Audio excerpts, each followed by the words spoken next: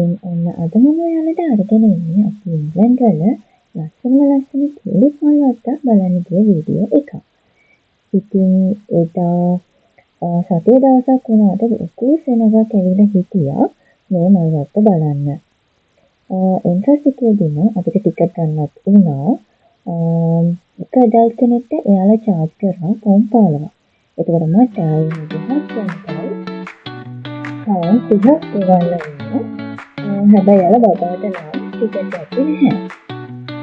ඉතින් මේ මල් වත්ත බලන්න ගොඩාක් අය ඇවිල්ලා හිටියේ ලස්සන ෆොටෝස් ටිකක් ගන්න. ඉතින් යාලා හරිම ලස්සනට එක ප්ලේසස් වල ඩෙකොරේට් කරලා තිබුණා. එන අයට ලස්සන ෆොටෝස් ගන්න පුළුවන් විදියට. ඉතින් මම ඔයාලා එක්ක අන්තිමට ෂෙයා කරගන්නම්. අපි ගත්ත ලස්සන ෆොටෝස් වලින් කිහිපයක් මේ වීඩියෝ එක අන්තිම වෙනකම් බලන්න. ඉතින් මම ඔයාලට ඒ ෆොටෝස් ටික පෙන්නන්නම්.